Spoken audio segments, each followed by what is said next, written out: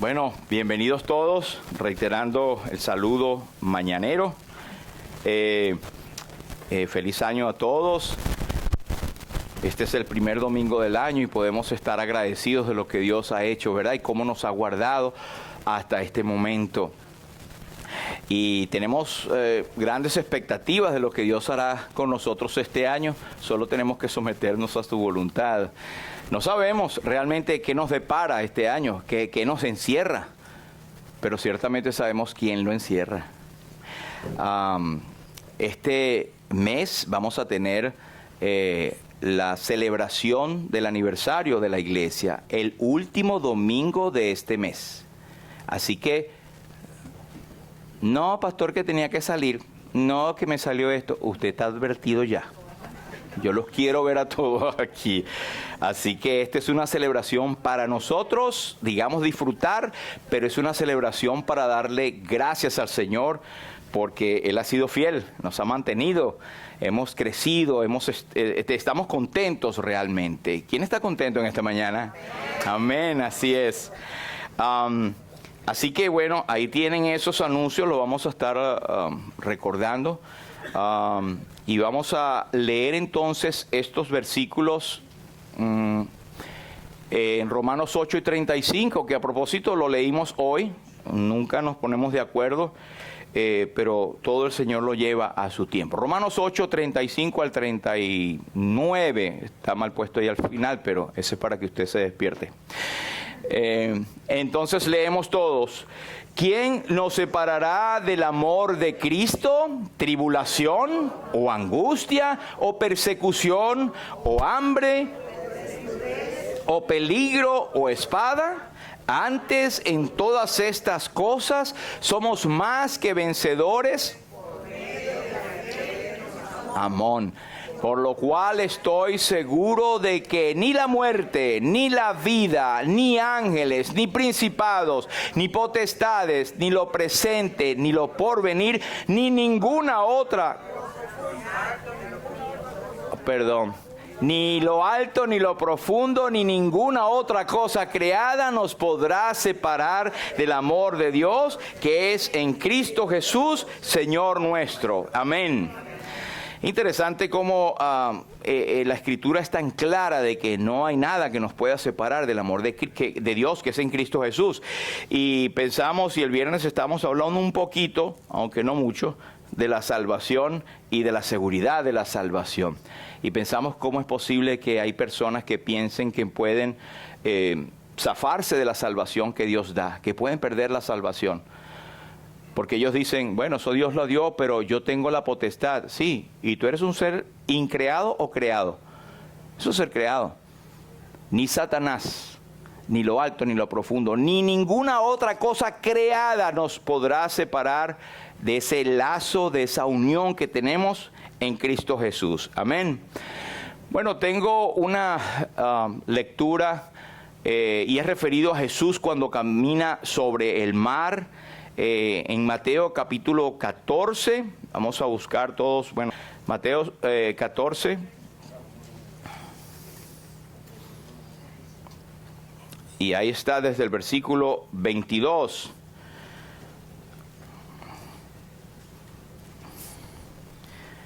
Mateo 14, desde el versículo 22, dice así la palabra de Dios. Usted lo tiene ahí en la pantalla o lo puede leer de la Biblia que seguramente trajo. Enseguida Jesús hizo a sus discípulos entrar en la barca e ir delante de él a la otra ribera, entre tanto que él despedía a la multitud. Despedida la multitud, subió al monte a orar aparte, y cuando llegó la noche, estaba allí solo. Y ya la barca estaba en medio del mar, azotada por las olas, porque el viento era contrario. Mas a la cuarta vigilia de la noche, Jesús vino a ellos andando sobre el mar. Y los discípulos viéndole andar sobre el mar, se turbaron diciendo, un fantasma, y dieron voces de miedo. Pero enseguida Jesús les habló diciendo, tened ánimo, yo soy, no temáis. Entonces le respondió Pedro y dijo, Señor, si eres tú, manda que yo vaya a ti sobre las aguas. Y él dijo, ven. Y descendiendo Pedro de la barca, andaba sobre las aguas para ir a Jesús. Pero al ver el fuerte viento, tuvo miedo y comenzando a hundirse, dio voces diciendo, Señor, sálvame. Al momento Jesús, extendiendo la mano, asió de él y le dijo, hombre de poca fe, ¿por qué dudaste? Y cuando ellos subieron en la barca, se calmó el viento. Entonces los que estaban en la barca vinieron y le adoraron, diciendo, verdaderamente eres Hijo de Dios. Hasta aquí el Señor bendiga su palabra. Lo que tenemos antes de este pasaje es cuando Jesús estaba en el monte de las bienaventuranzas o alrededor del lago de Genezaret, que es el mismo mar de Galilea, el mismo mar de Tiberias, depende de la aldea de donde lo veas, y esto lo vino yo a comprender no hace mucho. Hay montañas o hay cerros grandes donde el Señor tuvo la oportunidad de hablar a mucha gente y de predicar a todos acerca del evangelio, del reino. Pero también tuvo la oportunidad de alimentar en 2 ocasiones, uno a 4,000 y otro a 5,000 personas, y acababa de ocurrir ese milagro. Pero entonces dice el versículo 22, enseguida, es decir, después de este milagro, Jesús hizo a sus discípulos. A mí me llama la atención que esta palabra hizo a sus discípulos es que obligó a sus discípulos. En otra versión dice que el Señor obligó, en otra versión dice el Señor mandó a sus discípulos a entrar al arca o en la barca e ir delante de él a la otra orilla. Después del Señor haber alimentado a aquella gran cantidad de gente, ahora tenía él la necesidad de alimentarse de la oración. Por eso, cuando él obligó a los discípulos a irse, y ahorita vamos a hablar por qué los obligó, por qué los mandó, era una orden. Eso sí, el Señor les mandó a que se montaran y se fueran a la otra orilla. Y ellos iban a llegar a la otra orilla, a Capernaum. Y alrededor de Capernaum podías encontrar varias aldeas, como por ejemplo Corazín o Betsaida. Betsaida es una aldea que todavía está, pero Capernaum es un pueblo que es llamativo y a nosotros, por lo menos a mí, me interesó muchísimo, porque el Señor en una ocasión, Él pudo decirle a Capernaum que había él hecho muchos milagros allí, que él había mandado muchos profetas, y él dijo, bueno, y tú, Capernaum, que hasta el cielo eres levantada, hasta el Hades serás abatida. Pero él los mandó allí. Lo extraño es que esa aldea Capernaum hoy se puede visitar, está totalmente en ruinas, y que se sepa, y tal vez esté yo equivocado, no hay ningún registro en la historia que esa aldea se volvió a habitar. Y es una aldea que está pero allí en la ribera del mar de Galilea. Entonces eso nos llama la atención de la incredulidad. El Señor llama, mas no siempre llamará. Y hablamos el viernes también en nuestra reunión acá de que el Espíritu Santo llama, pero no contenderá para siempre con el hombre. Ahora, usted y yo lo aplicamos inmediatamente, el inconverso, de que la persona escucha el Evangelio y hay un momento que se endurece tanto y rechaza la oferta de salvación. Y eso es tal vez primariamente una aplicación muy buena. Pero también nosotros como creyentes en Cristo, nosotros nos endurecemos a la voz del Espíritu Santo. Dice la Biblia que podemos estar con la conciencia cauterizada. Es decir, que lo que antes nos causaba temor porque estábamos pisando una línea que podía ofender a nuestro Dios, si lo hacemos la primera vez, lo hacemos la segunda, la tercera y ya perdemos el temor. Estamos endureciendo nuestros corazones a la voz del Espíritu Santo. Quiere el Señor que en esta mañana el que habla comenzando y cada uno de ustedes podamos tener visión de esto y oír la palabra de Dios, que muchas veces nos endurecemos o muchas veces señalamos a otros que son los que deben de seguir y nosotros estamos precisamente incumpliendo lo que el Espíritu Santo nos está diciendo. Yo no sé qué le ha dicho el Señor a usted en este año. Como decía mi hermano Johnny, es una buena oportunidad para hacer lo que dejamos de hacer el año pasado. Muchos planes que hicimos y los que no vinieron el último domingo del año, el año pasado, ¿verdad? Fíjense, no los veo del año pasado. Nosotros hablamos de los compromisos, los propósitos que debemos poner delante del Señor, aunque todos lo saben, ¿verdad? Pero cuando Jesús manda a aquellos hombres y los despide, ¿qué hacía Jesús? ¿Para qué los despide? Él tenía un propósito. No hay nada que el Señor no haga sin un propósito establecido. Dice la palabra de Dios que Él, despedida la multitud, subió el monte ¿a qué? A orar aparte. Y cuando llegó la noche, estaba allí solo. Señor, entregado a la oración.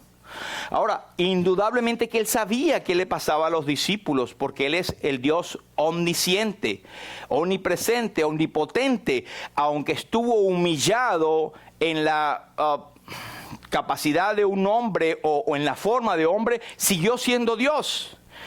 En Romanos 8:34, este milagro nos hace pensar de lo que vendrá en el futuro. Es como una aplicación tremenda de lo que ha pasado y lo que pasará.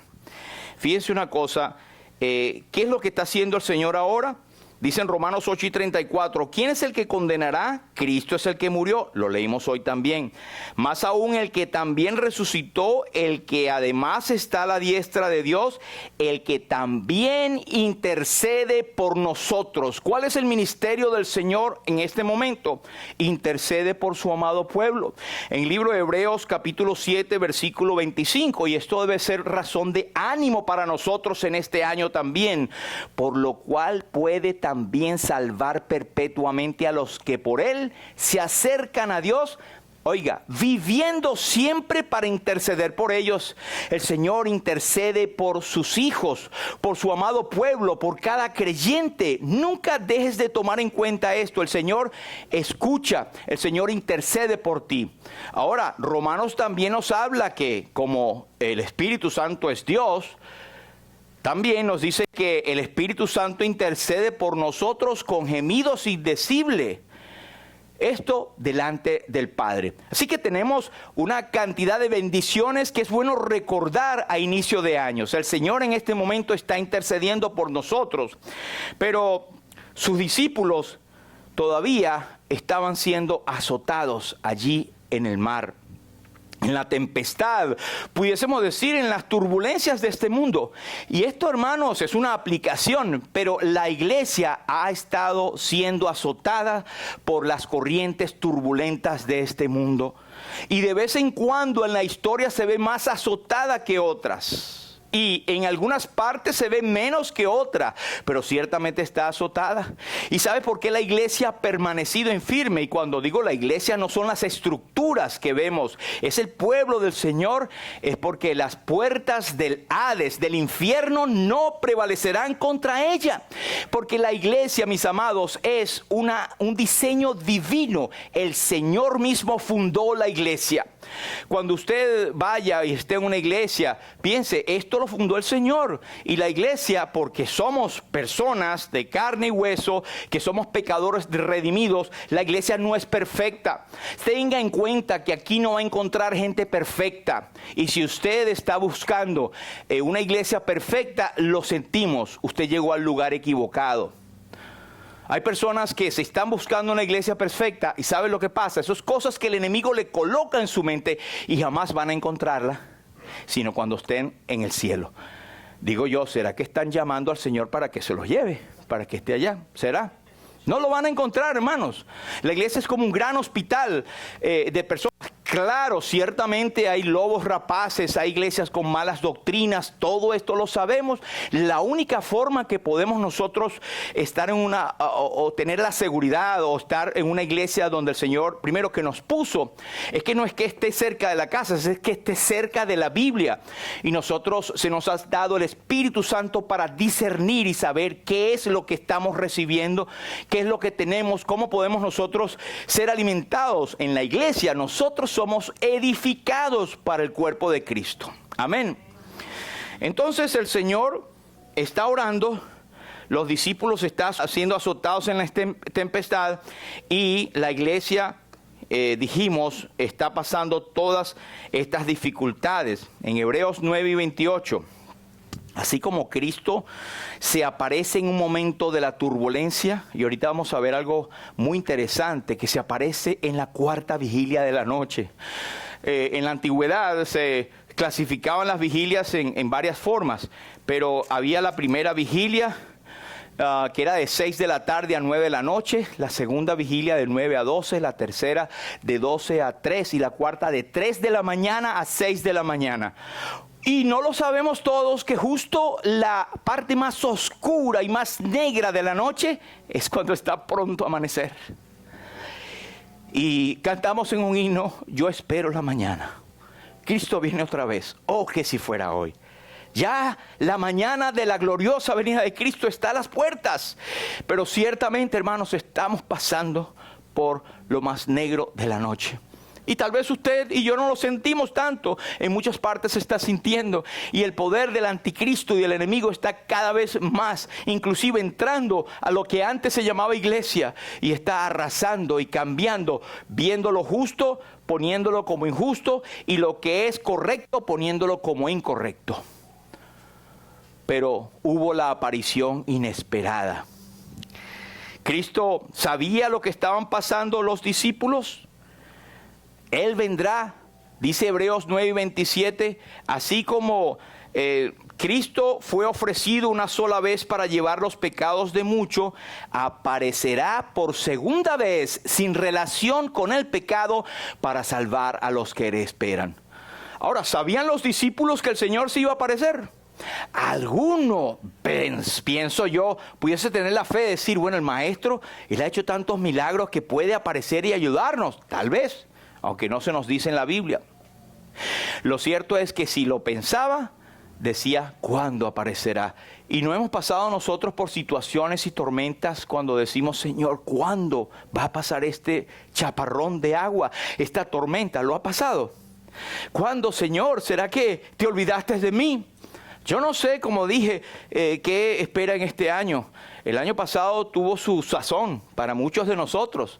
Y hablando en forma personal también, algunos en forma de trabajo, otros en forma de cosas familiares, otras en pérdidas de familias, otras en cosas de economía. Bueno, hay un dicho que dice, Dios aprieta pero no ahorca. Aunque no está en la Biblia, es una expresión que nos lleva a pensar que el amor de Dios es tan grande que Él da juntamente con la prueba la salida para que podamos resistir. Pero Cristo aparece, y así como Él apareció repentinamente sobre las aguas, también nosotros nos encontraremos con Él en las nubes.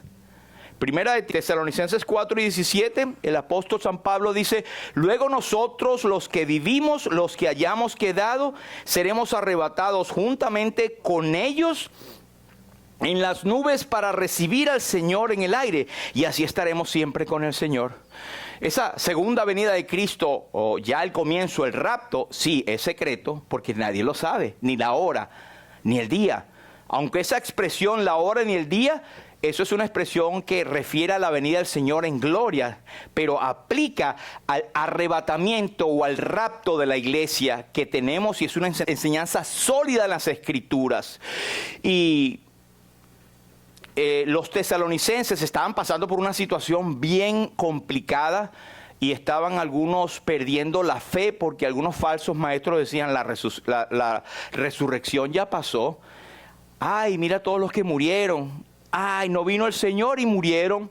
Entonces el apóstol San Pablo dedica esta carta a explicar que no se preocupen ni tengan tristeza demasiada por los que durmieron en Cristo, porque ellos van a resucitar primero. Ellos van a tener la bendición de ser los primeros que van a encontrar al Señor, o mejor dicho, van a ser transformados por el Señor. Y nosotros en ese instante, en un abrir y cerrar de ojos, nos encontraremos con el Señor siendo transformados nuestros cuerpos. Y nos encontraremos en el aire para recibir al Señor. ¡Qué gloriosa noticia, hermanos! Pareciera que nosotros a veces nos olvidamos de esa tremenda noticia. Grata noticia, viene Jesús. Ojalá fuera hoy. El Señor mismo les dijo a sus discípulos en San Juan, dice, no se turbe vuestro corazón, ni tenga miedo, porque Él sabía que íbamos a pasar por momentos de turbulencias. Y Él dijo, ¿creéis en Dios? Creed también en mí. En la casa de mi Padre muchas moradas hay. Si así no fuera, yo os lo hubiera dicho. Voy pues a preparar lugar para vosotros, y si me fuere y os prepararé lugar, vendré otra vez y os tomaré a mí mismo, para que donde yo estoy, vosotros también estéis. Entonces esto es una palabra de consuelo, de ánimo, que así como los discípulos estaban en medio de lo más oscuro de su historia en ese momento, en lo más oscuro de la historia de la iglesia, donde el hombre de pecado está ya por ser manifestado, el Señor se manifestará y nos encontraremos con Él en el aire. Amén. Bueno, dice que cuando Jesús volvió a la barca,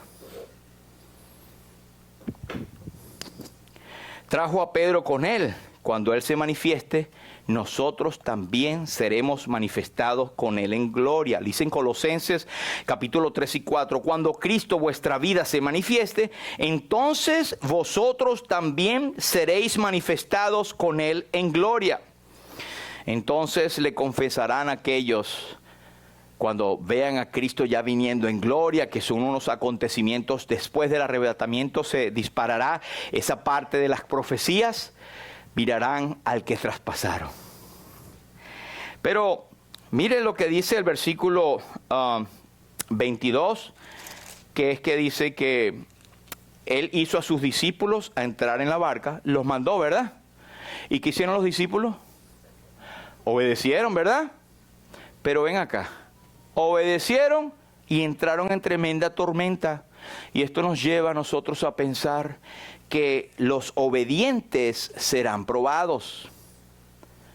Y no hemos obedecido nosotros al Señor en su llamado, en que hemos sido atraídos por su gracia y hemos clamado, Señor, sálvame.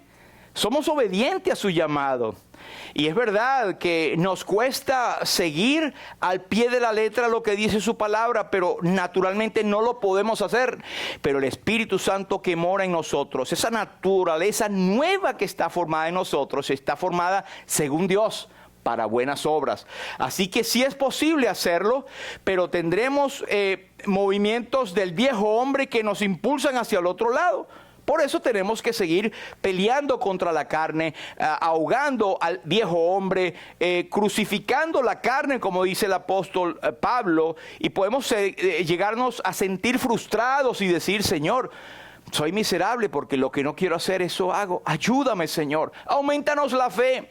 Pero allí tenemos la comunión, tenemos la fortaleza que viene al reconocer nuestra debilidad. Amén.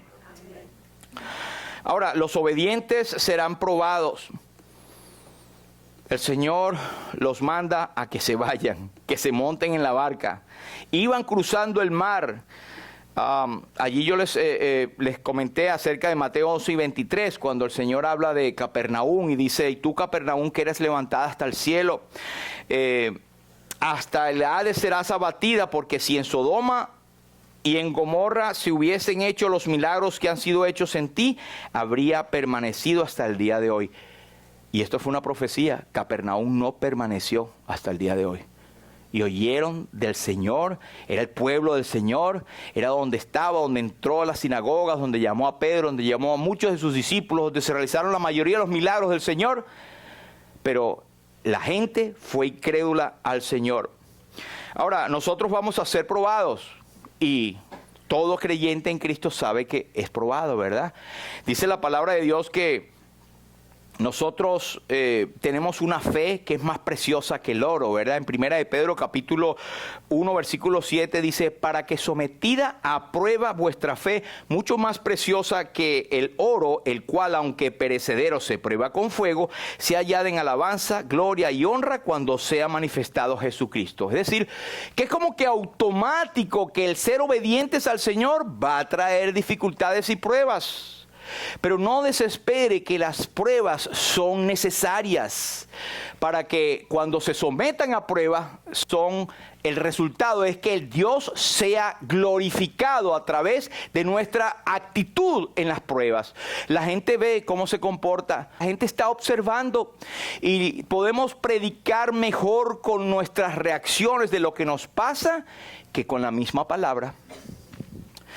Ahora, la prueba de vuestra fe es preciosa más que el oro probado. Pero hay un punto aquí importante, el versículo 24 dice, y ya la barca estaba en medio del mar azotada por las olas. Y debo decir acá que aquello en que ellos confiaban podía fallarles o no sería suficiente para la tormenta. Mi pregunta es, ¿en qué nosotros nos basamos o agarramos para las pruebas de la vida?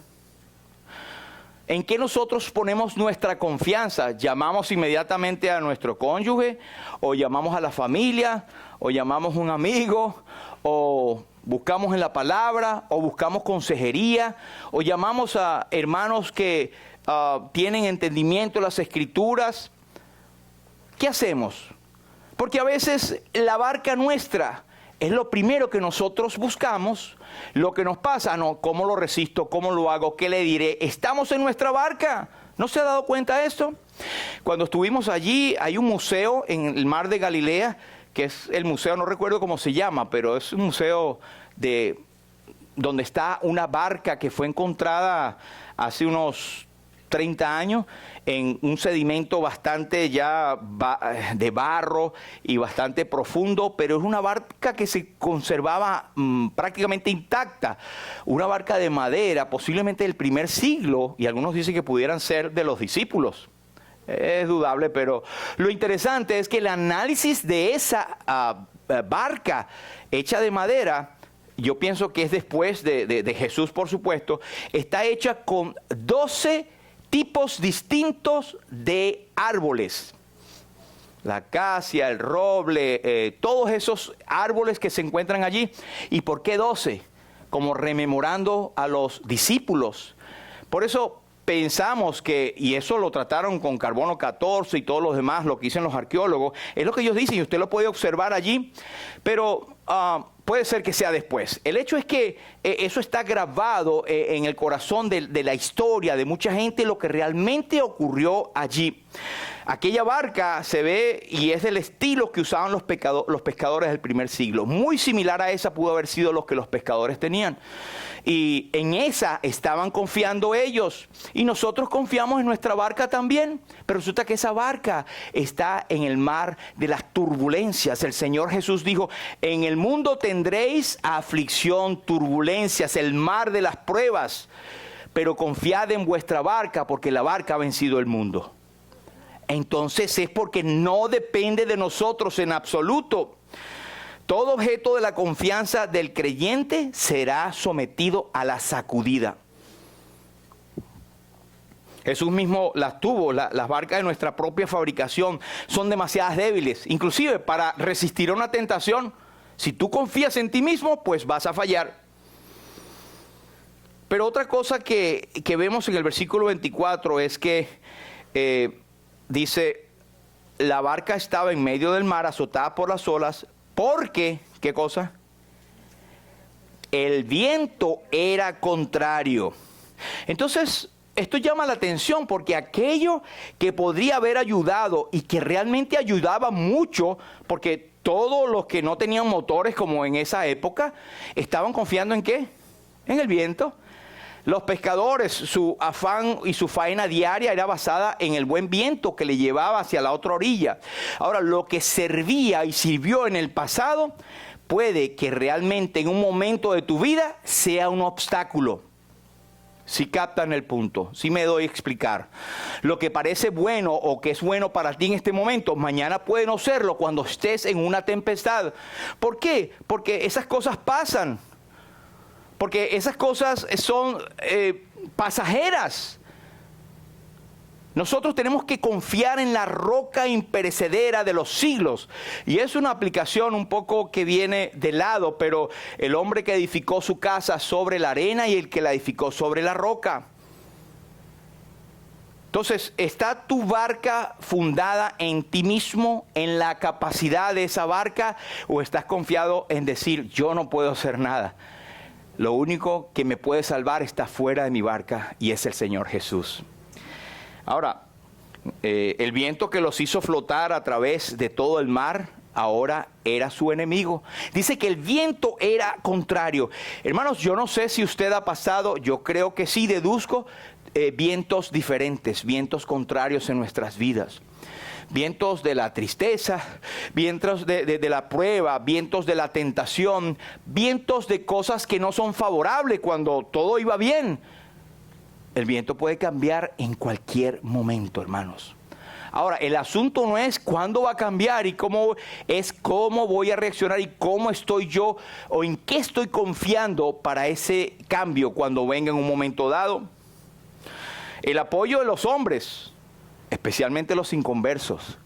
Cuando nosotros estamos apoyados, estamos confiando en otras personas. Mire, cuando dije especialmente los inconversos, en Isaías 57 y 20 dice, pero los impíos son como el mar en tempestad, que no puede estarse quieto y sus aguas arrojan cieno y lodo. Así que el inconverso o cualquier hombre puede agigantar tu viento contrario y tu dificultad en ese momento. Ahora, cuando el viento estaba en su máxima expresión, cuando las olas estaban llenando la barca, cuando estaba en lo más negro y profundo de la noche, apareció el Señor. Ahora, sus más intensos esfuerzos eran de poca utilidad, pero el Señor paró en aquel momento y todo se hizo una gran bonanza. Ahora, fíjense que el Señor, aunque no lo dice aquí en Mateo, pero lo dice en Marcos 6:48, dice que el Señor viéndoles remar con gran fatiga. No sabemos el propósito del Señor en bendecirle en cada oleada que pase. Pero muchos hemos visto que cuando pasa algo en nuestras vidas, cuando tenemos tribulaciones, aprendemos una lección tremenda. Y estamos más cerca del Señor y nos acercamos más a Él. Y al final tenemos una sensación, el Señor estuvo conmigo. Y esto era lo que me tenía que aprender yo. Claro que en el momento uno no lo ve, uno quiere desesperadamente salir de eso. Pero Isaías 64:6, cualquier cosa que tú intentes hacer es inútil. Dice, refiriéndose a el hombre natural, si bien todos nosotros somos como suciedad y todas nuestras justicias como trapos de inmundicia. No confíes en lo que viene de tu corazón. No, pero yo soy creyente y todo lo que... No, engañoso es el corazón y más que todas las cosas y perverso. ¿Quién lo conocerá? El Señor. Ahora, los obedientes serán ayudados. Viéndoles cómo ellos sufrían, el Señor se apareció. Él ve cada golpe de remo. Él oye cada quejido tuyo y mío. Él, todo suspiro en medio de la prueba. El Señor es testigo de esto y está presto a ayudarnos. Y muchas veces no entra en acción porque nosotros no clamamos a Él. Y Él dice como que vamos a esperar que Él vea cómo es que se resuelve. Vamos a adelantarnos y a ponernos delante de Él inmediatamente. Señor, ¿qué quieres que yo aprenda en esta lección?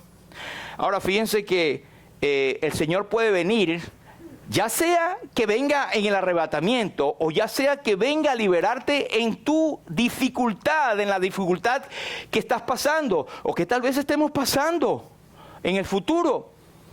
¿Cuándo? Número 1, en el momento menos esperado.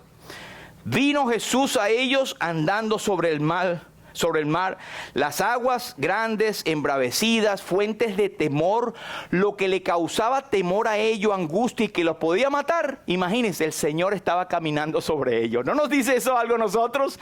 El Señor es el soberano, por eso dijimos al inicio que no sabemos qué viene, que nos puede encerrar el futuro, este año 2024. Pero lo que sí estamos seguros es quién encierra el futuro. El Señor camina sobre todo porque es el Señor soberano y Él es nuestro Salvador. Amén. Ahora, lo otro inesperado es que lo hace, bueno, cuando lo hizo a la cuarta vigilia, ya dijimos que en lo más profundo, lo más negro, para que no llegue en lo más negro, no esperemos que llegue a lo más profundo y oscuro, pues clamemos al Señor desde un inicio. Ahora, es su voluntad si nos hace pasar hasta lo más oscuro, pero después de la oscuridad viene la mañana, viene la luz. Después de la tormenta viene la calma. Pero viene con una bendición inesperada. Y esto es bueno que nosotros recordemos. Lo primero que ellos dijeron es un fantasma. Se asustaron. Y el Señor le dijo, tened ánimo, yo soy. Y esta es la palabra, el tetragramatón, que él se identificaba como el Jehová poderoso del Antiguo Testamento. Yo soy, no temáis. Por algo al final ellos le adoraron delante de todos allí cuando pasaron. Yo creo que podemos resumir estas cosas aquí. Lo primero es que, versículo 22, Jesús hizo a sus discípulos ir adelante de él a la otra ribera. Número 1, los obedientes y todo creyente será probado. Primera de Pedro 1:7 nos dice que nuestra fe va a ser sometida a prueba, porque es más preciosa que el oro, y después que sea sometida, sea llevada en alabanza, gloria y honra cuando sea manifestado Jesucristo. Cuando sea manifestado Jesucristo es en el tribunal de Cristo, cuando ya estemos en su presencia. Es decir, que aún en las pruebas nosotros vamos a ser galardonados o tal vez regañados por la forma como nosotros actuamos en un momento dado. Así que eso es lo primero, los obedientes serán probados. Pero también hay algo, hermanos, las tormentas repentinas se levantan sin previo aviso. No es que decir, mira, la próxima semana te va a venir una tempestad. Bueno, ni los tipos de estos de los meteorólogos la pegan muchas veces. Pero esto no, hermanos, esto puede ocurrir en cualquier momento. Y la barca estaba en medio del mar azotadas por las olas. Y ellos salieron sin saber, vamos a obedecer al Señor. Y lo llamativo es que aún obedeciendo al Señor ocurren las cosas. Ahora imagínate si nosotros estamos como por ahí caminando de un ladito, como no siendo fiel al Señor, no queriendo entregar nuestra vida, no queriendo ser como el Señor nos manda ser. Pero aún a los que obedecen, el Señor prueba su fe para que fortalecernos más y para limpiarnos de la escoria. Número 3, aquello que nos ayudó en el pasado, ahora puede ser un obstáculo. Es decir, no confíes en lo que en el pasado te ayudó mucho.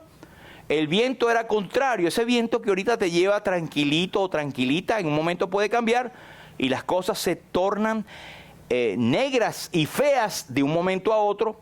Lo que tenemos es que, como dice Proverbios 3, 5 y 6, fíate, es decir, coloca toda tu confianza en Jehová de todo tu corazón. Escuchemos, reconócelo en todos tus caminos y Él enderezará tus veredas. Aquello que está en nosotros o aquel que está en nosotros es más poderoso que el que está en el mundo. A la cuarta vigilia Jesús llegó. En Juan 16:33 nos dice, estas cosas os he hablado para que en mí tengáis paz. En el mundo tendréis aflicción, pero confiad, yo he vencido al mundo. Yo tenía una nota allá abajo que dice que Él no quitó inmediatamente la causa de su aflicción, o sea, el viento y las olas, pero les dio descanso en medio de la tempestad. Recordamos cuando el apóstol Pablo decía, Señor, bueno, yo rogué 3 veces que me quitara este aguijón, pero ese aguijón que no sabemos qué era, tal vez era una enfermedad, algunos dicen que era una oftalmia, qué sé yo, era algo que le molestaba a Pablo y había rogado al Señor que se lo quitara. Y el Señor le dijo, bástate mi gracia, porque mi poder se perfecciona en la debilidad. Mientras más débiles somos delante del Señor, más fuerte actúa Él a través de nosotros. Amén. Y por último, tenemos el resumen. Los obedientes serán probados, las tormentas vienen sin previo aviso, lo que nos ayudó en el pasado puede que ahora sea un obstáculo. Y recuerde, dice, más poderoso es el que está en nosotros que el que está en el mundo. Vamos a orar. Padre, queremos darte las gracias, Señor, por tu palabra. Queremos darte las gracias, Señor, porque como dijo un gran hombre, siervo tuyo, que los milagros no son o no deben ser contados como algo de la historia, sino como algo real en tiempo presente. Es decir, que todo esto que hemos hablado es algo que nos ocurre y está ocurriendo en miles de personas y millones, y ha ocurrido desde tiempos inmemorables. Los creyentes en Cristo podemos encontrarnos en situaciones donde las olas y el viento y lo que nos era beneficioso ahora nos es contrario.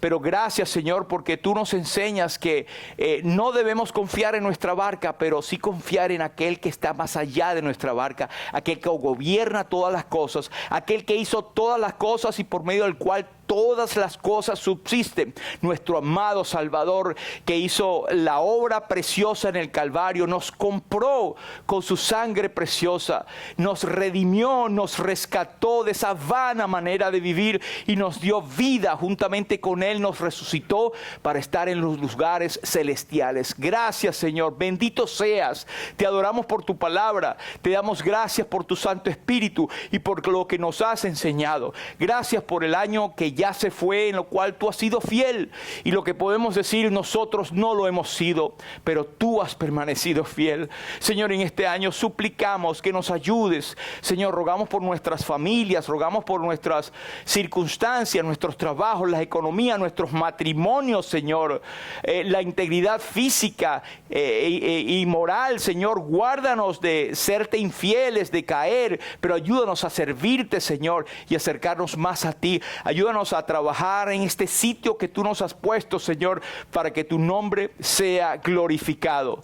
Señor, no dejamos de pedir por los enfermos, que ellos están en una barca muy débil, está azotada por la enfermedad, que no sabemos por qué, pero tú sí sabes, Señor. Tienes un propósito perfecto. Rogamos porque tu mano poderosa sea sobre cada uno de ellos. Gracias te damos, Señor. Te glorificamos y en esta mañana te damos las gracias en el nombre precioso de nuestro Señor Jesús. Amén, amén.